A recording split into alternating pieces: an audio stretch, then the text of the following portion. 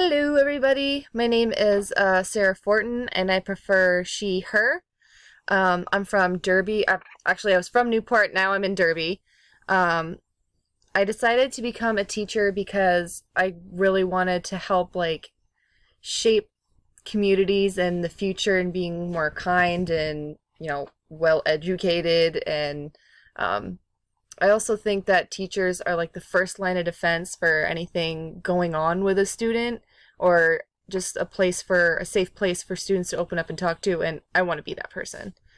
Um, what I'm passionate about, I'm not sure if that's meant specifically for teaching or if it's meant for just like as a hobby, but I really like it when you teach a subject and the kids love it and they are totally involved and they are super excited about whatever it is, volcanoes or sharks or whatever, and you see you get that click when it clicks and then they're talking about it at recess. Love that.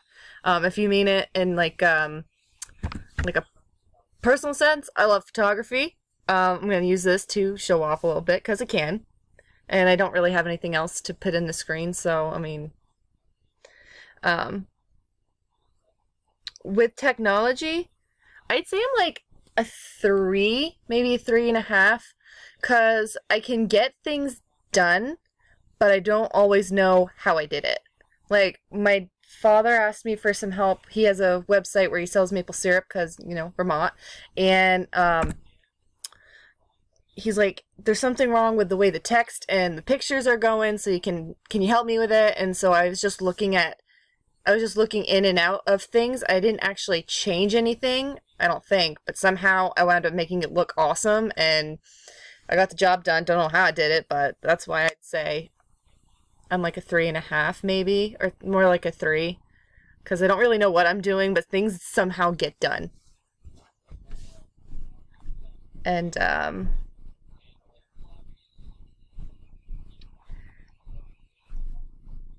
yeah, some tools I've seen that are pretty cool. Kahoots, those are pretty cool. I haven't got the chance to use them yet, but I really want to.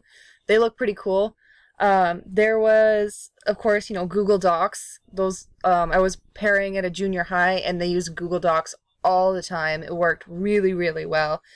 And there was also a thing I looked at called Socrative. It looks really pretty cool, where student you can get in depth, not really in depth that much, but you can take quizzes online, set up quizzes online for your students, and when the students answer, it'll tell you exactly like who's answering what's the percentage of kids getting this answer right or getting this answer wrong. And then there's also like races. Like I saw one where the more answers you get right, you have like a unicorn that races, and then you know I saw unicorn racing, so it's like, that makes sense.